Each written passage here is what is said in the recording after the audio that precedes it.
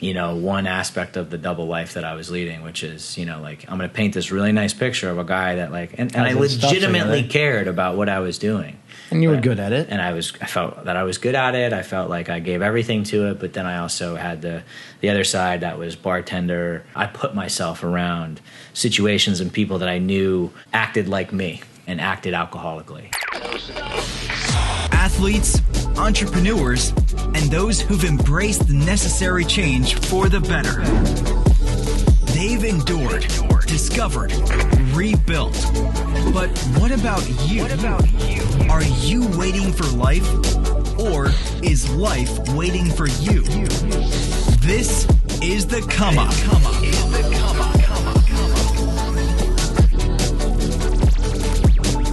What's up, guys? Octavio here with the Come Up, and let's start off with saying I'm so grateful to have Mr. FROPRO himself, the man, the myth behind the bar, but most of all, one of my oldest friends here. Yeah. And Ray, we've known each other for quite some time, so. Yeah.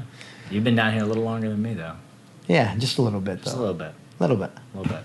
And first, let's say I want to say thank you to Recovery Through Repetition for sponsoring the podcast. But now, the Come Up with Matt Williams. Come up. The Come Up. So, one, you're a man in sobriety. I really look up to you. We've shared a lot together. Yes, we have. And we had, just to mention a conversation that we were having, like, we've lost a lot of friends. Literally, in the last 10 years. Yeah, it's tough to look. It's tough to sit there and listen to that, but yeah, right? No, it's the truth. Van was like, "What?" Yeah, and that's the truth. That's the truth. Being not in just South Florida, but in recovery, we have more than our fair share of deaths due to this disease. Correct. We've lost some good friends. We've lost, a lot of acquaintances. I could say that. Sure. But I've not lost you, and I love that about you, that you are a man that walks the walk. You don't live in the gray, and we'll talk about that. Wow. All right, because we're going to get real simple. Fair enough. We're going to keep it simple, but I think people need to know the success you've had, right? Just living by these rules, man, right. and what Matt Williams was and where we're going, because Sure. there's a big vision coming, and I'm really excited to see it. I appreciate that. Yeah. No, we're hopefully excited to fulfill that vision. No, you will exceed it for sure. For sure. I mean, it's awesome to be here. Thank you. It's funny when you talk about friendships and gray areas and all those different things, like how things change. And how things once were one way and they can change to be something else. And it's not a good or a bad thing. It's just the way it is. It just evolves. You and I work together. We've trained together. We've done a lot, and we didn't talk for a while. And there's a lot of ups and downs. And it's a tough thing and it sucks. Absolutely. Because you're not really sure what's going on. You listen to other things and other people and that chirp and bullshit and... it's easy to go down the path of being like, fuck that, or, oh, sorry, can I say it? Yeah, you can. Yeah, curse. it is, cool. right. Okay, yeah. I don't want to, but, Lies. where you could say, like, fuck that, or, this is bullshit, like, why is this going on? And then when it came down to it, you and I had a conversation when you were ready to have a conversation, and we were ready to kind of look at what had gone on and, just say, hey, this is the deal, man. This is what happened, this is what's going on, and that shows tremendous character. Like I've seen you and at some terrible points in your life, but like you still showed up. I've seen you not want to show up. I've been places where I don't want to show up, but like you show up and you're like, this is the deal. This is what we do. This is what we do, and sometimes we forget that. We definitely go down a different path, or try another way for a little while and realize, man, this doesn't work. Because when you have a head full of like really good suggestions, trying to do it your way just doesn't work, and I know that from experience. So let's talk about that experience. Let's do that. Let's go. Let's do that. So where do you want me to start? Well, let's talk about the first time we met, right? So it was in the zoo. That's right. Is that Woolbright, right? Woolbright and Federal. Yeah. My first gym. Yeah, I worked there. I didn't know it. Yeah, no, I was just say you and I work. I walked in there because I had just moved there. It was my first. Yeah, I moved there with Chelsea. across the street or a little bit down the street. Right? No, not. We looked at that. We were at Tuscany. Right? And right. And that was like the gym that was right there. And at that time, I still was not driving. I was biking everywhere, or I could run some places. Why didn't you tell them why you were biking? Well, yeah, I mean, obviously overserved myself. Is a nice way to put it. And, I was a big fan of drinking while, after overserving myself, which I'm not proud of, but it's part of my story, and ended up losing my license and my car and a host of other things in my life, job. Consequence. Just a lot of consequences. Right on. And, it's definitely harder when you have... It's definitely hard when you get to experience something and then they take it away from you. It's like a kid. You're a kid. You don't really You're like a child. You're like a little child when they're like, you can't have that. Well, why can't I have that? Or you can't play with gasoline and matches. Well, why can't I play with that? It's like, here are the consequences. Right. And even though we know the consequences, and the consequences are something that are pretty public for a lot of people, like, drinking and driving is frowned upon. It's also illegal. And you hear it's not optional either. Yeah, you hear old timers that 40 years ago it was get home safe. They still let them drive home. Right. Sometimes they will follow you home. And nowadays take you home. Right. Now it's gotten so bad because it's not just alcohol. It's not just all those other things that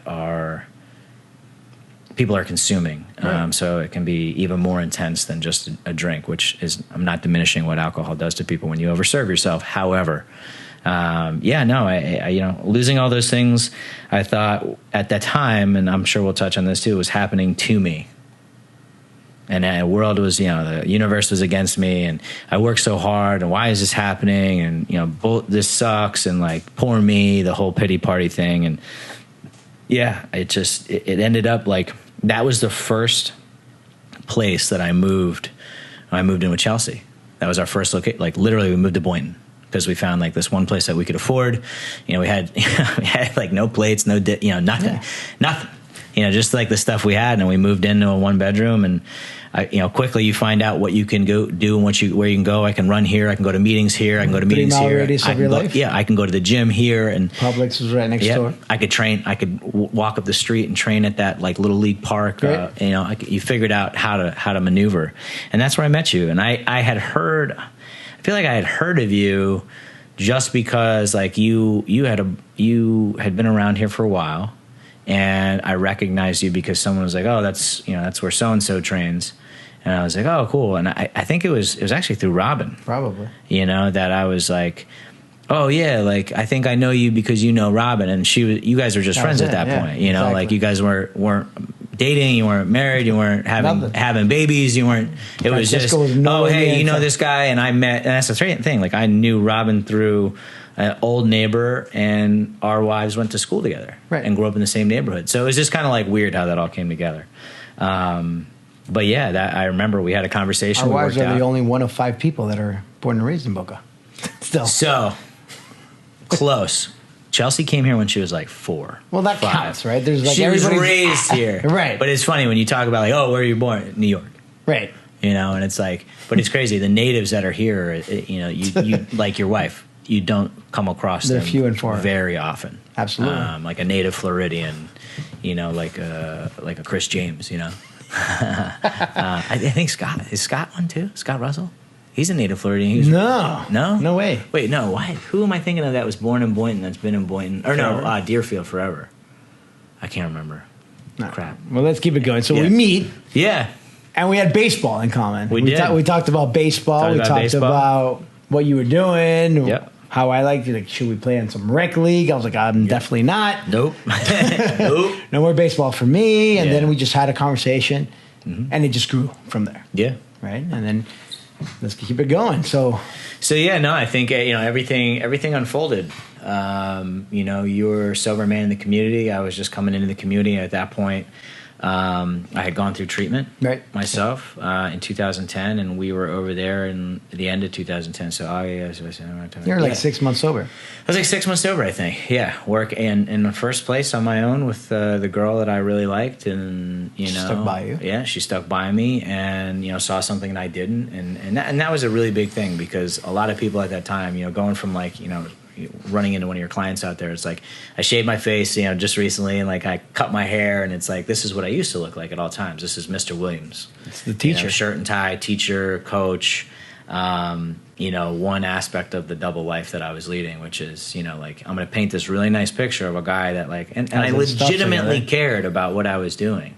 And you were good at it. And I felt that I was good at it. I felt like I gave everything to it, but then I also had the other side that was bartender, works in restaurants, likes the hustle, likes all that other stuff. And that, always put me around, I put myself around situations and people that I knew acted like me, and acted alcoholically and acted in a way that, I could be I don't want to say be myself, because I don't think I was ever myself.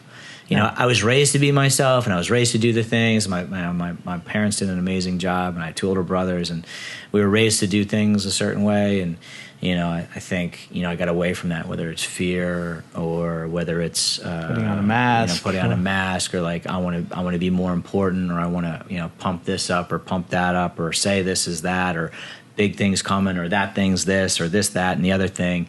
And I used to do that. And like, it was just a way for me to like feel better about myself and feel like, to make myself more important when like who I am is enough. And right. I didn't learn that until I got sober. Like I lost that along the way. I was raised like, who you are and your talents and everything you get to do is, it's enough. Like it's okay. It should be enough only to you. Right. Right, because that's what really matters, is who you see in the mirror. 100%. And somewhere along the line, we lose ourselves because people said, or we start believing what other people were saying, correct. Or you just wanted to fit in with another group. Sure. Just be a part of, right? Because that's a yearning. That's the thing. Like, I bounce around to different groups all the time. Because I could. Exactly. I always say that I hate when I hear the word chameleon, but like that's what I was. I could hang out and play sports with the guys. I was a band nerd too. I played the trumpet. Like I was in jazz band. I did all these different things that like, that like I was good at, but like I was ashamed of that because like, jocks wouldn't like it. They thought, but like, no one, you were cool with everybody. No one gave a shit. No one cares about anything. That, no one gave me a hard time. I gave myself a hard time. I worked myself into anxiety and like, oh, what does this person think or that person think? And like, there were some hot chicks in the band. You know what I'm saying? Like, that's all you got to say. Like I like music. Yeah, now you sing. Let's fast forward a little bit. Like, you're in a band right now. And we used to dog one kid, and I used to even dog him too because he was in a play, and I was like so jealous that he had balls enough to do it. Because like I grew up doing it, but like when I got to a certain point, I was just like, and like even people like 4th grade. They took a trip to the show that I was in. So it's like, what was I afraid of? They knew since I was a kid I loved to act, and I was into that stuff and musicals and singing, and like I grew up that way. Right. I grew up going to New York and seeing like those cool like Broadway shows, and I was fortunate enough to go see that stuff. That's amazing. My brothers are very musically inclined. My mom was in a singing group. It's like all these things that I was like so embarrassed about. What was I embarrassed for? I don't know. And like, and that's and those are the things that it's just like, well, I'm not going to talk about this. I'm going to blow this up over here and be like, hey, look over here because this is what I think is important. I'm good at sports. I'm good at sports. Right. Girls like I wasn't sports. even that good at sports. Like I was good, but like, I wasn't going to D1. No, I wasn't going to pro sports, but like I could get by. You could hold your own. I could hold my own. That's right. And that's all. And I was okay with that. I hear you. I was okay with that. So you're into the recovery life. You get to South Florida and you start working in treatment. I remember that, right? Yeah, after I got sober, I had been working in a prepared foods company before it blew up down here. One of the guys I met in treatment had done that in the Carolinas, and I started cooking in treatment. Like I was like phasing out of treatment. I was in my 3rd month, and they're like, "You need to get a job," and I started cooking for this guy because I knew how to kind of cook. Right. And I was making these meals, and once all of us like graduated the program, we started making food, and I had no license, so they would come pick me up, take me, we get all this food, and then we go cook. And that lasted for like 2 or 3 months, and unfortunately some things changed on their end, and let me go because I was like, hey, like we're I'm doing all the work here. like well, I'm not even doing all the work, but like we're using some stuff that I was like, this doesn't seem like legit. Like it may save you money, but like I wouldn't eat that. Right. And they're like, well, yeah, put it in this and you'll eat it. And then I was like, yeah, that's not for me. I don't. Here we go with the grape. Yeah, but again, it wasn't good for you. Yeah, I was like, I don't really feel good about this. And then, I was very fortunate. One of my students' fathers who had a business brought me on. He gave me an opportunity. I worked for him for a little bit. And then we had an incident where he had a really bad day. And since I was the most familiar, he took it out on me, even though I just worked there. And I was like, thank you for the opportunity. It, yeah. And however long you need me to stay here, let me know. I don't want to work here anymore because like I'm never going to be talked to that way, right? Because I don't talk to people that way, and I learned that, and that was like a self-respect thing. Like before, I probably would have taken it, but like I was pretty burned up. I was developing a resentment, and I said, "Hey, I don't like being talked to this way, and you have a hard day. Cool, let's communicate." The same guy actually gave me a really important lesson because like he pulled me in one day and he was talking about. He was asking me about the story, like what had happened from like being his daughter's teacher to where I was at that time. And right. I told him, and he listened and he like sat back and he listened intently, and then he said, and I just vomited the story on him, and then he's like, wow, he's like, I didn't know all of that. And he goes, you know what's really the best part about that? It's no one fucking cares. And I was like, why, man? Like what? Yeah. I just poured my heart out. He goes, I get it. He goes, at the end of the day, people are so worried about themselves. He goes, no one fucking cares. You just got to show up and do the work. That's right. And I was like, man, coming from that guy who I thought, super successful, this, that, right. and the other thing. And like, you see like, oh my God, they're doing this. Yeah. Yeah. And I was blown away by that. And then, I went to another job and meanwhile I was starting to train again. And like some of the families that knew I didn't go back to New York because like they were like, oh, you didn't go back, you're here, great. Like, can our kids work with you? And I was like, yeah. But here's the deal. This is what really happened. And people were like, no, it's cool, man. You were so nice to my kid. Yeah. I'm like, okay, cool. As long as honesty and what happened to me. What happened, yeah. Just so no one hits you from like the side being like, Mr. Williams, like what's a bunch of people were like, they were like, he's a scumbag, loser, douchebag. Exact words from one of my former students' parents who used to love me. It happens. Until, I get a DUI and like I'm the worst person in the world, which I understand. That's your perspective. But that was the thing. Got this job, and like they created a job for me to work in this office right down the road from where we had then I guess we were still in Boynton. Holy crap! Yeah, we were still there. And I would literally, one of my first paychecks, I remember getting like a bike rack and putting it on Chelsea's car, and. Awesome. I'd take my bike everywhere. Like she'd drop me off in the morning and I'd do my job and I'd go here and go there and bike everywhere. And South Florida, it's like, it can be beautiful here and it can be raining 5 minutes down the street. And then, it's like, so I learned I carried myself one in a Ziploc bag for quite a bit. Literally, backpack, Ziploc bag with a change of clothes, poncho over, and like bare minimum, change of shoes. I bike to my morning meeting. You get it. Yeah, you get it. And that's the thing. It's like you learn, like, it wasn't humiliating. It was teaching me humility in that, like, I didn't respect the things that I had been given, and I lost them. And like when I lost them, I was just like, "This is bullshit." Yeah, why me? But I learned how to do that because I'd seen other people do it in sobriety, and other people that had, in my opinion, had lost a lot more than I had. So I didn't have any kids. I didn't have, like, obviously my family was concerned about me and my friends were concerned about me, but I didn't have any hostages per se in terms of like a kid. Or, you didn't drag other people down. A wife at the time, you know what I'm saying? When all that went down, it was just me. And I was just getting to know and starting to date Chelsea. So, like, I had heard some really, really tough stuff, and people got through it without, over-serving themselves or drinking or drugging or anything. And that was pretty powerful for me. I heard people like, I didn't drive and this and that, and then I got my license back, and I did this, and I got rides for 5 years, and and then I did this, and it was crazy. And if you're in South Florida and you have to ride the public transportation system, it fucking sucks. it doesn't show up sometimes. It just doesn't show It up. just doesn't show up. And then you call, and like I remember I used to call Palm Train. I'm like, hey, like I got to be at work, and like 3 buses that have been supposed to be here. Oh yeah, one broke down, one's not coming, and the other one's on its way. I'm like, cool, Sweet, thanks. all right. Till you walk. But is it their fault? No, it's my fault because I decided to have a drink and drive. Right. Not, and I learned that, and that was a reminder consequence. for 3.5, almost 4 years of not having a driver's license.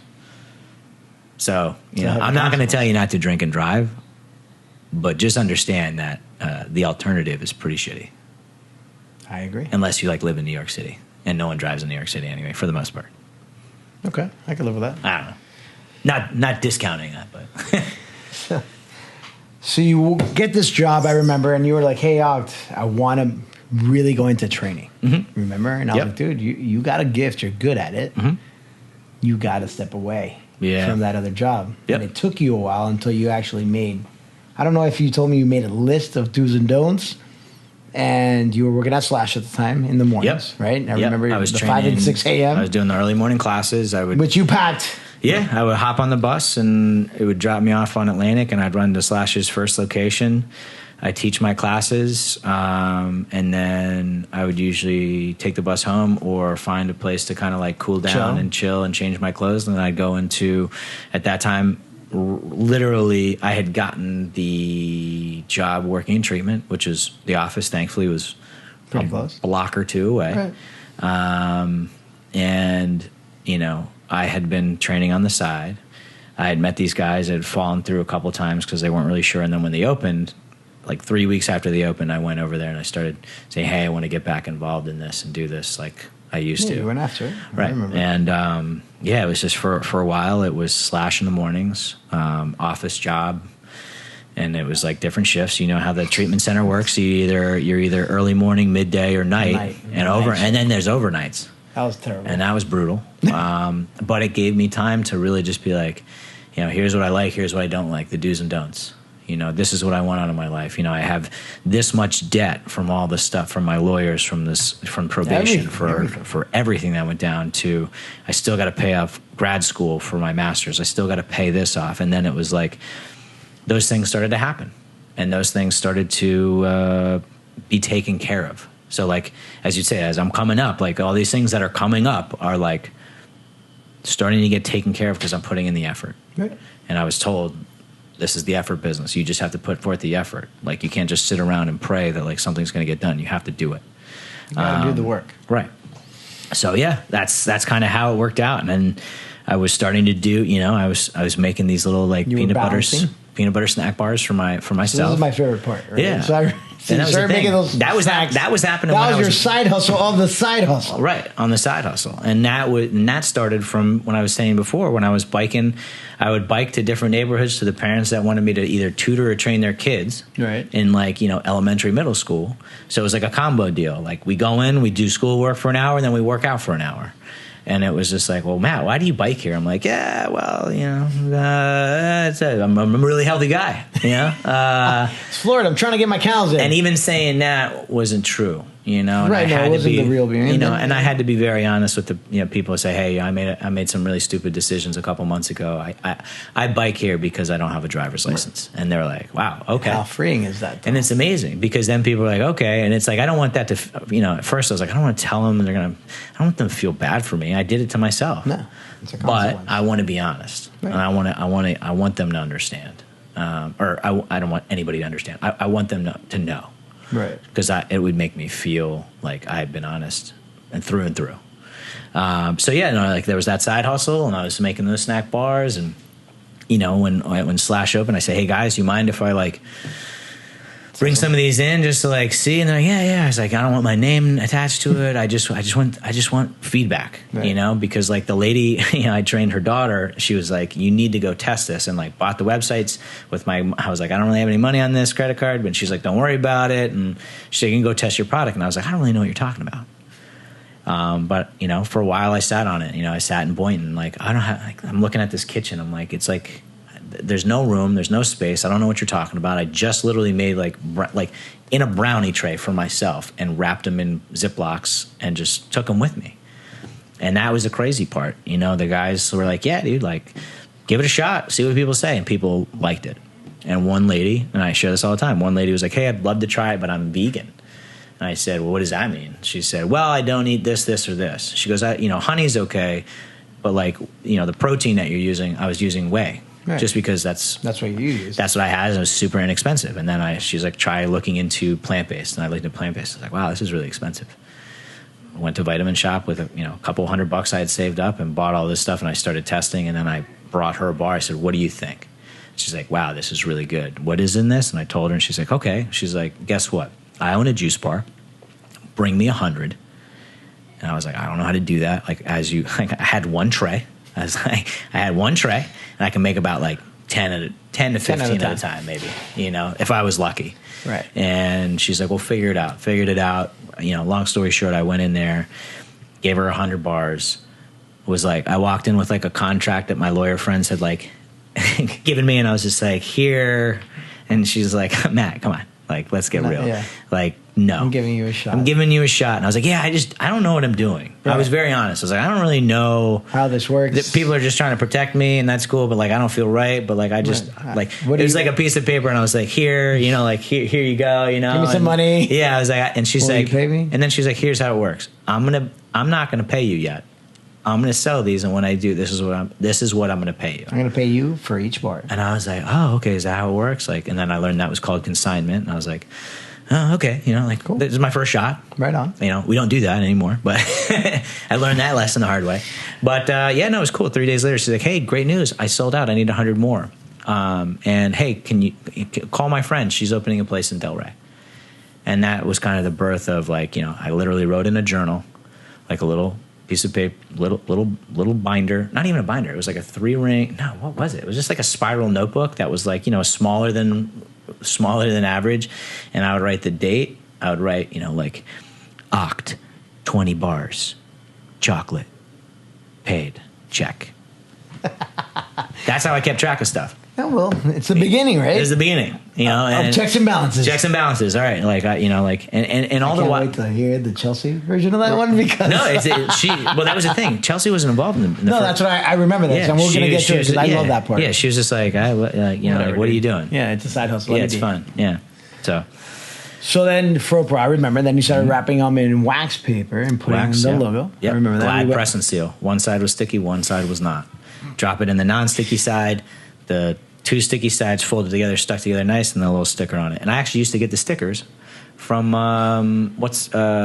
he's literally right across, or maybe he's not anymore. Gentleman that trains here, bald-headed guy, his wife Steph, maybe?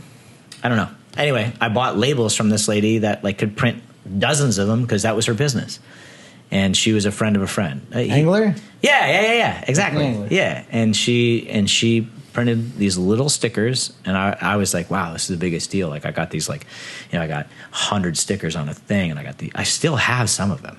Like, they were dope. And it was crazy. It was just like a blue, and like, that was the other cool part. The only, you know, it used to be like, just say FROPRO on white, like on a white label, and then my brother kind of was like, hey, do you want one of my students to design something cool? And I was like, yeah, I can't pay him. He's like, yeah, no, it'll be a fun project because we're doing marketing for blah, blah, blah. Kid kicked out a design and sent me a bunch. And I said, yeah, can I use this one? He's like, sure. And that was our first logo. Well, there you go. And now I had no fucking clue. And now our video guy wears your shirt. Yeah, he looks good. He's so muscular. He's huge. He's just so strong. He's a big dude. Yeah. But again, so the birth of FROPRO, right? So now you have, so you know you have something. Something, yeah. You don't know what quite it is, or you don't know the potential that you have. Correct. And then I remember we were talking at Planet Juice. We were having one of the famous hummus wraps we used to have, right? Dude. And you're like, dude, do you know anybody here? I was like, yeah, I know Mike. This is actually one of my favorite stories, and I'm not blowing smoke, because I'm going to tell this story real quick. Is you and I walked in. I had been there once. I love that place, and the vibe is amazing, and all the dudes there are amazing, ownership like that. And I'm like, man, this is such a cool little spot. And we walked in, we ordered, and I remember you're like, there's the owner, and I got like a mouthful of food, and I'm just like, oh, and you literally like, hey, Mike, this is my friend Matt. He's got the snack bar. You want to try it? And I'm literally like, I'm eating like full mouthful of food, and I'm like, I got protein bars. And I was like, just like, dude, let him sell and it. I was just like, yeah. And he's like, yeah, no worries. I'm kind of busy. Bring them by tomorrow. I'll pay you for them, and then we'll figure out where to put them. And I was like, well, that was the easiest thing that's ever happened. You know, like, and that was the craziest thing. And you know, still to this day, Planet Juice is one of our monster locations. Monster locations, not taking away the massive one, right? But like, they're one of our biggest local vendors that have constantly supported us, and it's definitely due to the guys that work there and the community, and like that place is like a gem. I love it. Yeah.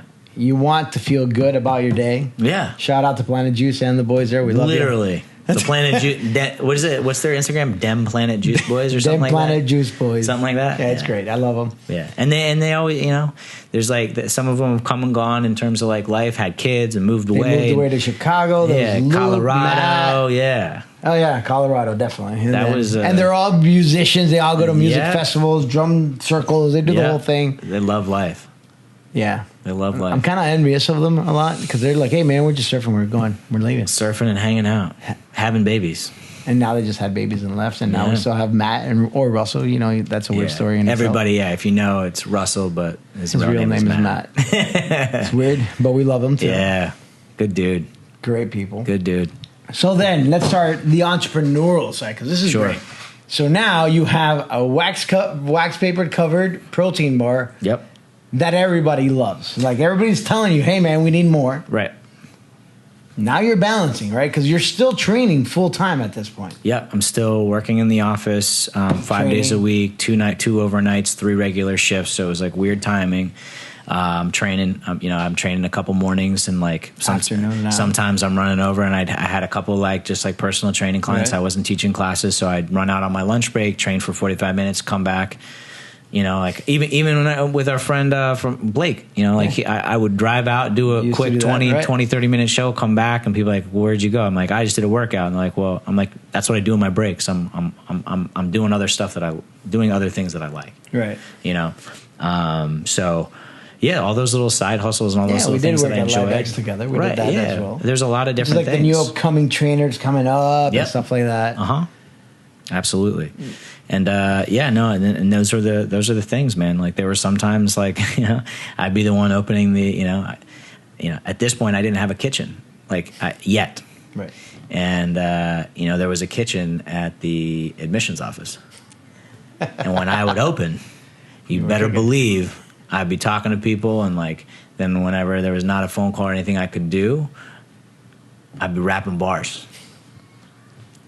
Anytime I could. Efficiency. Right. Had to. Totally.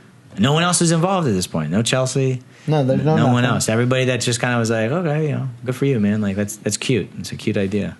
Super cute. Yeah, super. Right? And then you're like, all right, I'm done with this office job. Yep. I want to be full time in the training. Yep. Right. I got a home. This is where I want to be. It was a really scary thing, man. I remember we had that conversation. Like, dude, I don't know if to let go of that security because you're right. I'm watching people, you know, like that, like yourself and everybody else that had come up and done these things, and I'm like, cool. Like, if I do this, I'm going to pay off school and be done. At that point, I was like, I'm about to get married, and we're paying for it. Like, and that was a really like cool thing for us because like I was like, hey, we're working really hard. We can do this. Like, we don't need to put anybody in stress or anything like that. And like. You know, we did that, and then I was like, I learned, like, if I'm not, I don't want to say, like, not happy, but, like, if I'm not enjoying what I'm doing, and Palm was very good to me, you know, like, Slash is very good to me. Like, all the places that I've worked and been a part of have been very good to me, and sometimes it's just time to move on. Absolutely. In a good way. Dude, there's nothing wrong with growth and progression, right? Not at all. So that's when people say, like, hey, man, do you get mad? Like, no. If they're progressing, you're doing something right. Right? Now, if they leave in a fucked up way... Yes, I have a problem. Which happens frequently. 80% of the time. Yeah. 20% of the time when people move on from FTX is to move forward into their careers something else. Right. For example, we had Brian went to Louisiana Tech. Michelle is now coaching at Georgetown, the Hoyas. So I'm all for that. Sure. Right? Yeah. But if you leave on a shitty note, on a lie, or just not doing the right thing, that I have an issue with. Yeah. Right? Or throwing somebody else under the bus. That was always a big one that I've seen. Damn, there you just went at it. That I've seen. Yes. Yeah. Matt. Yep. But that's the thing. But again, we've always had that issue. We happens. care for people. Right. And then people are like, you know what? I got to do my thing, but I'm going to do it my way, and I don't give a shit about what it took to get there. Correct. All right. But let's move on because there's something that I love to see. You're super calculating.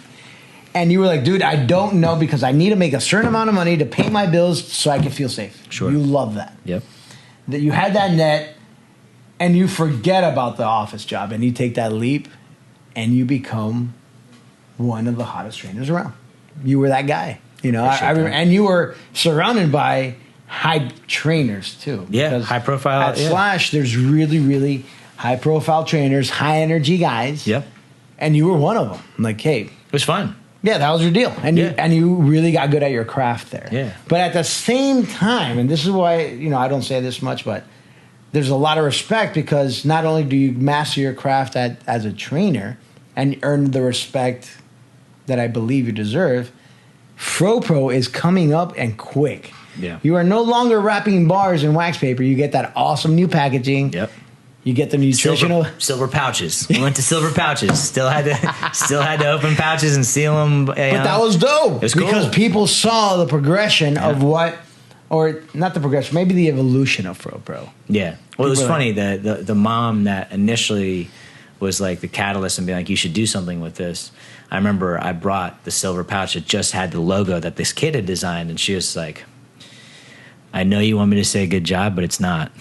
And I was like, what the fuck? I just did all my heart and soul in this. It looks dope. She's like, hey, hopefully you didn't order too many of these. I said, well, to me, I ordered a lot. And she said, well, guess what? This is cool, but I don't know what it is.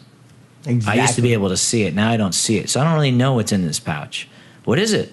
It just says FROPRO. What is FROPRO? And I was just like, man, she's right. Exactly. And again, like, I thought I had, like, arrived, hit gold. And, like, she was like, hey, you fucked up. And I was like, oh. But at the same time, I wasn't like beating myself up. I was like, all right, cool. So went back to the drawing board, put it out there and said, hey, we need this. And like, they were like, oh yeah, we can do that. And I'm like, great. It'll be a couple months before I have money to order that, but I'm on it. When it is time, I need it. Great. And then the next version came out, and like, I even like said, hey, what do you think of this? And then we did it. And then she's like, you know what? You probably could have done this too. And I was like, yeah. But that's what we learned. Yeah, though, man. 100%. Just remember the first T-shirts we came out with. I was like, dude, these are so heavy they suck. Right. No, my first the first logo was actually a friend. The dude, one of the guys that helped start BioStation. He was an artist, and he had FROPRO, and he had the muscles like this. And I think I still have one of those shirts. Right. And there's only 20 of them made. Yeah. But I was like so proud of that. Because like I was like, hey, I got a shirt, and people were like, who fucking cares, dude? Like, what is it that you have a shirt of? The shirt? Yeah, and I was like, no, I'm just giving it away. But like that was a thing. It was a lot of people chipping in to help me out, and a lot of people giving. It's this community, right? Sure. Too. So it's all like, dude, I'm doing this. So like, dude, then when do I get a shirt? 100%. Right, and then somebody else gets a shirt, yep. And it's like, dude, why don't I have that tri-blend? I need that soft cotton. Or, yeah, dude, this is the worst shirt ever. It's so heavy. Yep. You can't work out in it. Too much ink on the logo, and it sticks to crusty. It's hard. Yeah, the whole deal. Dude, it was great. And then we finally printed our shirts on the Lulu stuff, and you're like, wow, you set the pace with that one. You did. You had some good shirts, man. They fit well, and that was huge. That was good. That was a good look. So let's move this. So now training. At that point, I think you moved to the outfit. Under the outfit, you moved from Slash. Yep, I jumped from Slash, which took a lot to do, just because it's like you build a family, and then it's things change, and like when you're not a business, when you don't own the business, and you put your blood, sweat, and tears into something, and at the end of the day, everybody's opinion was valid, but the owner, at the end of the day, you grew. It's their business, and you parted on good ways. Yeah, so you 100%. Parted the right way, which is and that's said, it. Hey, here's the deal, and it's like nothing but love, right? So we move on. You're here, but there's a lot of things under the table that go on, and a lot of people that chat. So Chelsea, Matt's wife, very successful. right? She ran. She was running Jennifer Zuner's company. Completely by herself. They had a couple girls in the office, but she started at the bottom, worked her way up, and worked closely with Jen and traveled and really, really busted her ass to a point where it was like, I really love this. Again, but there was no further way, and not in a bad way. There's the ceiling. There's no further way. There's nowhere else to go other than maybe you get some more money, which she wanted. She always likes to work and there to be a challenge. So you start in the mail room and just stuffing envelopes to running the day to day and the inventory and the travels and the shows and this and that. And then that's kind of like, all right, we got a handle on this, and now what? Now I'm bored. Yeah, now what I want to do. Right. And that was the craziest thing, man, because Christmas, we were all, I've told her brothers, Nashville and Vermont, and we were in Nashville, and I left the room, walked out to use a bathroom or take a phone call or something, and I came back in and Chelsea was crying, and I looked at my brother and I was like, bro, and he's just like, I just asked a question. I like that, and I go, what's the deal? She's like, I want to be a part of FROPRO. And I was like, well, you are. You're my wife. Was I not clear about that? You're in it. Ours, it's ours. Guess what? Because if that fails, we're fucked. You're in it, whether you like it or not. And she's like, no, I want to do more. I want to help. I've been running this business and I've learned business, and she was a preschool teacher. I was a teacher. And we didn't have any business background, but she learned it. She learned it. Cut her teeth in this business, in a jewelry business, and she's like, I can bring value. And I was like, great, well, let's figure it out. However, you need to work for us to survive another 6 months. I remember that. You told me that. And I was like, because I'm just coming over here, no more classes. I'm just training my clients. Oct is giving me a space to train out of, and his is going to be opening up soon, and all this stuff. And then there was a lot of change. A lot of change, and you're not a big fan of it. Neither am I. Man. And uncertain. Well, change and routine, because you're a routine freak, right? Just like I'm a more. I say I'm more afraid of uncertainty. Yeah, I'm the gambler. You're the sure shot. Yeah, I'm more. I'm more challenged by uncertainty.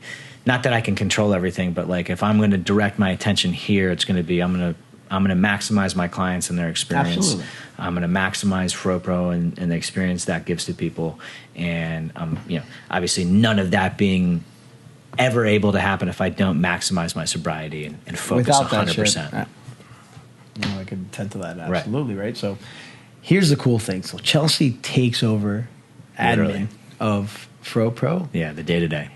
And when that happens, it frees two things up. And I see it because I love entrepreneurships and I love seeing businesses. She takes over the day-to-day and organizes everything. Super organized. Super organized, and you see it start peaking, right? But at the same time, it liberates you, the face of a lot of things, to do what you do best, which is the marketing part of it. Right. And so now you guys are at shows every day, weekend. You guys are showing. Yeah. Right? We have 2 tonight. That's what I'm saying. Right. So that's what you guys do. And you guys do it together, and I love that. You're the power couple of the protein bar industry. Yeah. But not only that, she starts working on the big vision. Yeah. And here's where I'll give her that. Because I'll give it all. She take this. No, and I say that all the game. When it comes to the admin part, when it comes to the business side, Chelsea took it to a 10x. Yeah. I was doing it about 2x. Right, because you were still training. You had 1 foot in the training, or half a foot in the training, 3/4 in the FROPRO. Yeah. She takes it, she focuses so much that she points FROPRO in the right direction. And I always say this, it changed the direction or speed of FROPRO. Yeah. It literally was an accelerator. But I think you need to tell our viewers what she landed. Right, she landed the big whale. So yeah, and that deserves at least a couple of minutes on it, because that is insane. So it again comes down to who you know, being a good person, and just always you don't have to like everybody, but you have to love and tolerate and accept people for who they are. And I always say that because, like, I always did, whether, like, someone wronged me or not. Like, I always learn that. It's like, it is what it is, you know? Like, I can be resentful. I can be in my head for months about something. But, like, at the end of the day, it's like you treat everybody hopefully well. Like, you play nice in the sandbox, like we learned back in the day. And I think my wife is very good judge of character. And she has been a woman that I've learned, like, you know, when you cross me, it's cool. I forgive you. It's not going to happen again because I'm not going to let it. Right. And, like, that's a tough thing to learn. And and especially because she's like, you're too nice and you give all these chances. I was like, yeah, but, like, I was given a lot of chances. She's like, no, I get it. I'm just letting you know that's who you are. Yeah. And I'm like, yeah, okay. Yeah, right. Jeez. But, like, what was crazy about that is someone reached out and was like, hey, like, what's this FROPRO thing all about and how are you related to it? And this was a friend from camp back in the day. Okay. And she's like, hey, long time no see, talk, blah, blah, blah. Yeah, no, and my husband started this company and we have FROPRO. She's like, oh, that's so cool. Would you be able to come in and give us some samples? And Chelsea's like, cool, where? She's like, well, I work I'm in the marketing department for Whole Foods. The way. And I was like, whoa. I was like, okay. And, like, Chelsea's like, you're never going to believe this. And Chelsea literally said, yeah, that's super funny. Like, funny. Thanks. Yeah. And she's like, no, seriously, please bring it in. Like, your story is great. What you guys are doing in the community is great. I eat the bars from wherever she was getting them. I'd really like you to come in. Okay. And we're still in the receivable pouch. So we walk in to corporate.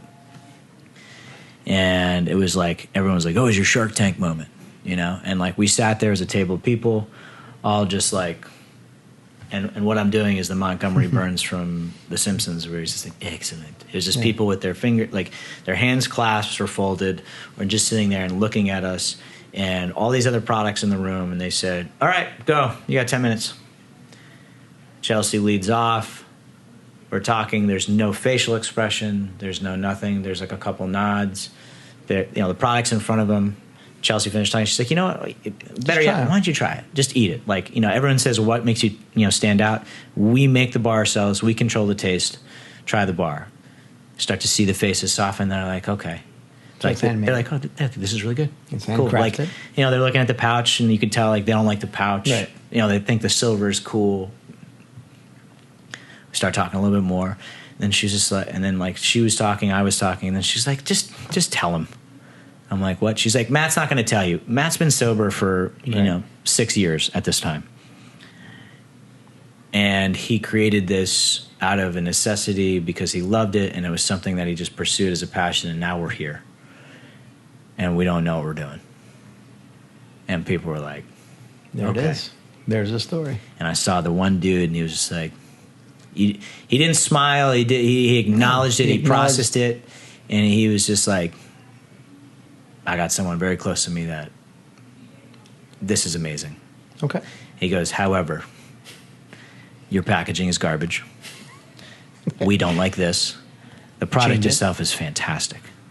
Okay. I was like, oh, okay, great. He said, you have 3 months. Come back to us and let us know how you're going. If you need any help, please call us because we're here to help you. What's the feedback? And I was like, wow. Badass. And we walked out of there. We like laughed, cried all the way home. Right. And we said, all right. What do we do? What do we do?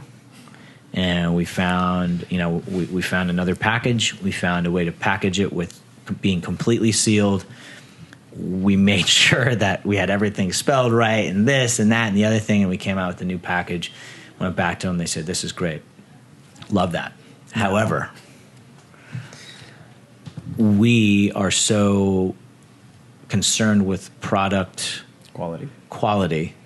We're going to need to come see our kitchen. At this point, I had already gone from one kitchen to another kitchen. I remember the switch in the kitchen. And the kitchen, you didn't like it. I didn't like it because it was changed. But the new kitchen was working out, and it was better than the first kitchen. However, not that I wasn't proud of it. I was sharing space with somebody. I was sharing space with another person that had a different business, but like it was a shared space. So it's like I can't control what that person does. They were clean, but like, I remember I had to be the one going through the motions, showing how I did things because it was literally a lady in a white coat with white gloves, just like literally hawking me like to how I wash my hands, to everything. And we passed. She said, great. Like, I'm going to write up the review. You should be good to go. And literally just over a year later from that first conversation that Chelsea had with her old camp friend, did we get our product on the shelves. Now, when we walked in to get the product on the shelves, things still hadn't been cleared in channels. So we weren't telling people yet. Right. But we walked into the store, and we walked in with the guy that got it, the guy that nodded and told us what we needed to do. He was our guy. And his assistant, him, Chelsea, and I went to the store. He put the product on, tried to scan it, didn't work. And I was like, of course. It's, this is all this work and like whatever. And it was just like a 10-second glitch. And then they're like, yep, all right, now you can buy FROPRO at Whole Foods. And I was like, holy shit. And he goes, well, pump the brakes. Slow it down. We have 3 more stores to go to in Palm Beach. And I was like, holy cow. I was like, okay. So we went to each store. We stocked the shelves. We met the buyers. We met everybody. And they said, yeah, we'll see. But you got to start doing demos. And you have to sign up. And it was like the beginning process of what we had to do. Well, you were at the show now. You're not playing in the minor leagues and local markets. Right. Now, right? So And that's the thing. And it's very much like it's a giant company. And it's a giant, literally when we got on the shelves 5 days later, Amazon announced they were purchasing Whole Foods. And we were like, well, there goes our product. Right. We're local. What do they want our product for? And the crazy thing is the opposite. Obviously you go to the worst place. And after the dust settled, almost a year into it, Amazon was like, yeah, we of course support local. We want them to succeed. And they got rid of all the crazy different marketing, and everything came down from the boss office in Austin. But like they hired local people. They hired people to focus on the local brands, why people go to Whole Foods in the first place. In addition to getting what they need to support that, because it's about the community. And that really it resonated with our story, and it was great. And it's gone from that initial thing to being at the summit to talking about what the next steps are, what regions we can go into, if we're allowed to go here, allowed to do this. And, pretty excited. In January, the Delray location opens up. We literally live on the border, right? And Boca's our home base. But when they said you're really from you were you're on the Delray line. You're Delray line, and I was like, yeah, we're actually closer to Delray. And they said we want an exclusive bar. I said that's a kind of a costly ask. Yeah, but let's figure it out. We figured it out, and in January when they open, end of January, there'll be a bar that no one else will get access to, but that Whole Foods in Delray, because it's our home base. That's awesome. Pretty cool. Super cool. Very cool. Not everybody gets to do that. No. So that's the success, man. That's the come up of FROPRO. Right. And then Matt Williams as a person, I think, like we said in the beginning, we've always gone through our ups and downs. Yeah, 100%, man. And that was cool. I wanted to talk about that because I believe sobriety has taught us a lot of things in life, right? And I think it's given me more than I've ever even asked for or dreamed about. But so I get back from rehab, stuff happens, right? And we have like a falling out. Yeah. Well, yeah, it wasn't even like there wasn't even a fallout. It wasn't an argument. It was just like, hey, man, there's this distance. It was distance. We've never had that in the 10 years of our no communication and a ton of distance until. I wake up one day and you know what, dude? I'm done with this. What's up, dude? Long time. Can we sit down? Yeah. Less than a minute later, absolutely must need it. Right? Yeah.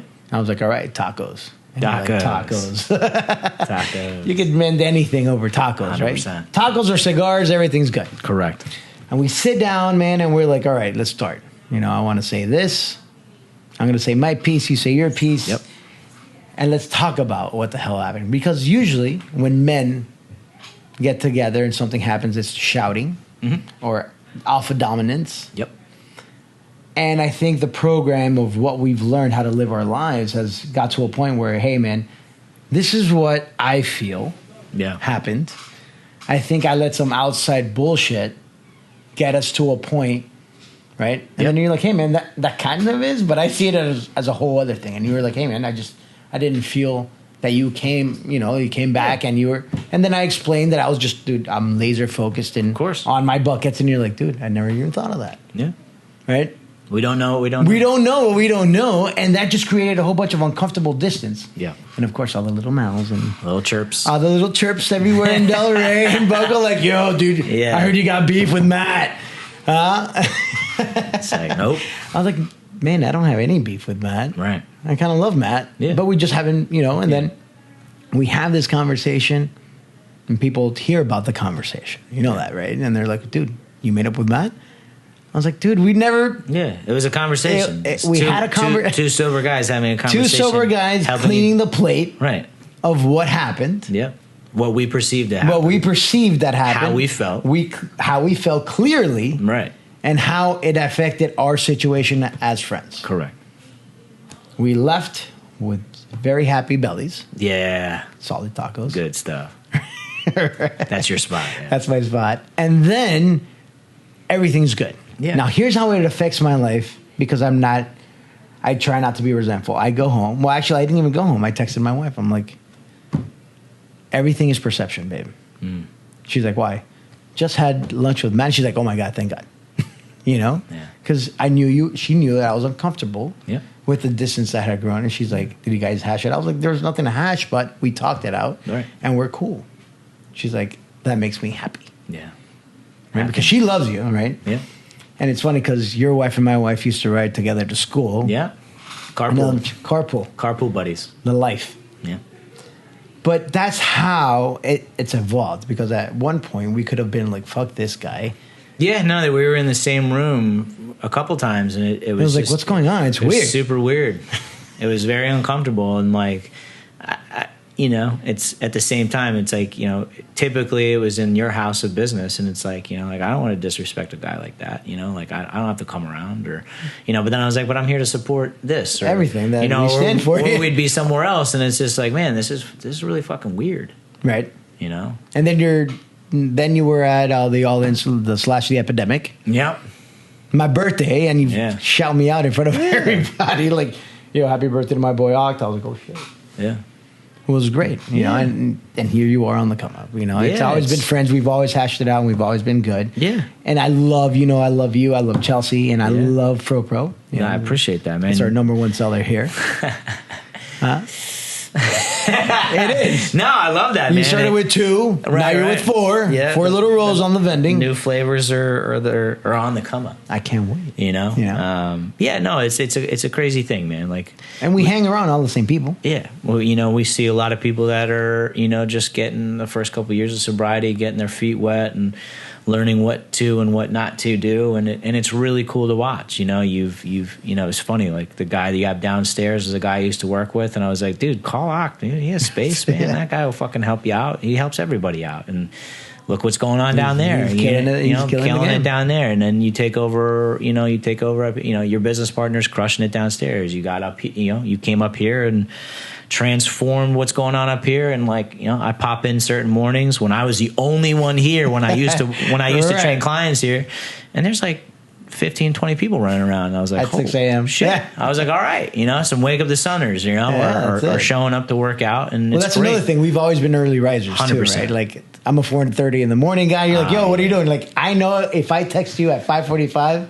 I know exactly where you are. I'm answering. Exactly. Like, if it's 7 to 8, probably not, but anytime before, hell yeah. Well, because I know where you are 7 to 8. That's the difference, right? Yeah. So I'm like, wait, man, what time do you wake up? I was like, dude, I'm 4:30. He's like, oh, yeah, me too. Yeah.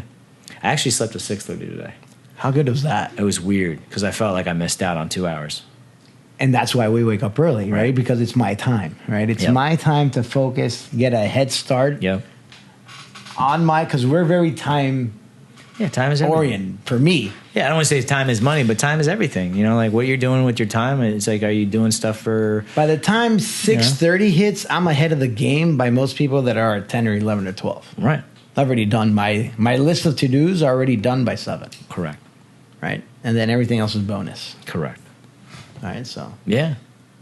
Wake Up the Sun, which is a great podcast, by the way. I appreciate it. I love it. Yeah, no, I think there's going to be some changes next year. Okay. I'm going to practice. It's going to be interesting because that's where I think it's going to be focused on a couple different things. I'm going to try a different little take on it in the new year, and I'll share that. But I think I'm going to take December off of everything.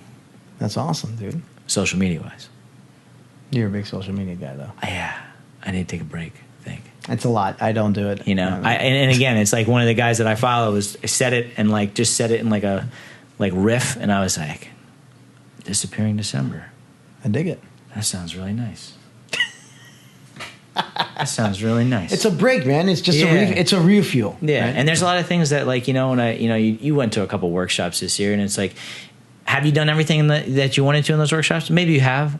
I know I haven't. And I'm like, man, I didn't even get to this, and I have this written down since last December. And it's not like a major thing, but it's like something. But it's my thing. Yeah, it's something I wanted to do, and I'm like, you know what? I got to relook at that and look at what next year has, and what I'm going to try for next year, and what I'm going to, like, I have an idea and I have things written down, but like, you got to sit down and you got to plan. Dude, I have to plan everything now. 100%. Right. Well, so yeah, you got a kid now. I got a kid. You're a He's dad. Awesome. I am. You are a dad. I'm a full-blown daddy. It's crazy to see. I love that I am. It's the greatest thing that's ever happened to me. But now I have to be more selfish with my time. 100%. Right? Because we're givers, right? So we give everything we can to other people. Like you said, maybe we're too nice and we get taken advantage of. Right? We get taken advantage of all the time. Sure. But at the end of the day, that's my persona. Mm-hmm. Right? I'm not going to be inauthentic to myself. Right. To make other people, just because a few bad apples or a few bad, whatever it is. But I can't, my 4 buckets of life, when I say it, and I've said it constantly, it's, family, personal, business, and community. Those are my 4 things. If you don't fit into my 4 buckets, sorry. Mm-hmm. That's it. Right. And I'm going to be selfish about it. Sure. Because why? I don't have time. The time is now to take advantage of everything we do, right? And now my personal just got a little bit more personal because I got this little guy that I just want to see. It's a bigger bucket. Yep. Right? And as much as, I love my business and, I'm a workaholic as well. Correct. And I try to find that balance. That I guess you are. Yes, you are. Yeah, I'm with you. Right? Yep. There has to be a balance when I want to go home and I see my kid. I want to feed him. Right. I want him to poop on my head. Yeah. I want to feel him fart. And it's cool. And I laugh at it. Small little moments, man. Yeah, dude. And it's about moments, right? It's a quality of life. And I feel like the guys coming up, like you're one of those guys that we follow that that's doing the right thing. And then there's other things that you're like, dude, that cool. That's not what I'm about either, right? Mm-hmm. And that eats at our soul slowly and surely. Yeah. Yeah, it's a tough thing. Like, I don't want to say like circles get smaller, but things change. And circles do get smaller. Relationships change. I have no problem saying that. Right. Circles get smaller, and I want to be surrounded by the circles. Like, even if circles overlap a little bit, I don't care. But the circles I want are the people that elevate me. Right. And you want to be everywhere at every event and everything, and you can't. And that's one of the hardest things to learn. Is that there's so much good things. Like, my mom used to say, like, you pack so much living into a small stream of life when you were using. And she's just like, it's so crazy. Like, you're busier now and you pack so much into your stream of life, but it's all things that benefit everything that you're doing. Everyone around you. And I'm like, wow. Before I just tell you, what can I get? What can I get? What can I get from you? Yeah. What can I get from you? How can I make you feel okay about it? And then, like, make it feel totally tell you to go fuck yourself because after I took it, and that I did, but that's the thing, you weren't raised that way. You weren't raised that way, and it was just like we just all of a sudden do that because we get selfish because we want what we want, selfish, and now there's still some selfish moments, but it's like, man, it's so much easier to just turn it over and just be like, you know what, I don't participate in this. If that rubs people the wrong way and they want to change the relationship, totally fine. It's cool. Yeah. Like, it's not cool, but it's cool. Like, it is, like, it is what it is. I had a principal when I used to teach. Like, I would come in there and I shared this the other day. I would come in and he'd be like, how you doing? I'd be like, blah, blah, blah, blah, and I'd just vomit on this thing. And then he'd like point to a sign. He goes, this too shall pass. And I'd be like, man, fuck that sign. But he was right. All this like stuff that we worry about really has nothing to do. Is it like Ed Milet? In 5 years, what you're worrying about now, is it going to matter? Nope. If not, move the fuck on. But it's hard with relationships. It's hard with people, like you said, like when we started the show. People die. People go back out. People move away. People do things that we find less than appropriate. Okay. And it's like, okay, that's on you. Yeah, man. that's on you. I'm no judgment, no nothing. It's just like, I'm here if you want to talk about it, and if not, that's cool too. I'm going to be over here doing my. It sounds selfish. I'm going to be over here doing my thing because this is how I know. This is how I know how to function. This is how I live. This is where I'm at. I do what I do. Right. If it affects people the wrong way, because I'm driven, and a lot of people have a problem with that too. That we're driven. Yes.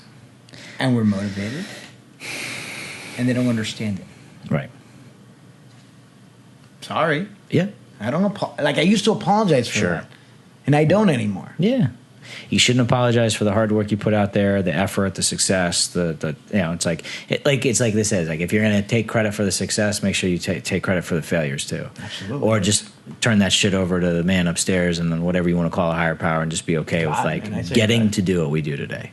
And that's what it's all about for me. Like, I learned a lot of that from like a lot of the mentors that I've, a lot of people, like sponsors or whatever, anybody in my life that has been in my life the last 38 years, more so, even more so in the last 10 years of, hey, here's a suggestion. If you don't want to take it, that's fine, but this is going to help. And all of this stuff's going to happen for you, not to you. And all those little cliche bullshit things that we hear that are actually really true. They're all true. It's fucking annoying. They're true. They're all true, and all those little lessons that our parents gave us too. Yeah, like the universe will correct what it needs to correct. Dude, karma. And it's not up to me. Dude, there's nothing you can do. All right? It's going to happen. I'm going to step out of the way. Do you pivot? Yeah. Do you let it crumble you? Or do you keep moving forward? Keep moving forward. You just put your head down, grind, and keep moving forward. You want, dude, go get it. Stop listening to the chirps. Stop. That's what we figured out. Like, yo, tacos. That's it. Tacos. That's the lesson for today. That's the lesson. Tacos fix everything. Brought to you by. Oh yeah, I was going to say another place to throw them off the scent. No. Then the AC is going to work. And then people are going to show up, and the prices go up. Yeah. Quality goes down. Yeah. If you don't know what we're talking about, then too bad. Too bad. Yeah. Yeah. Maybe cross me.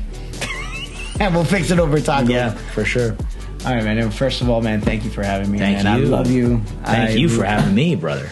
This is great. Come up was honored to have you here. I've seen the people that sit in this chair before me, and I'm like, okay, here we go. Yeah, it was fun. A lot of heavy hitters. Good times, man. Yeah. I love you, man. Love you too, brother.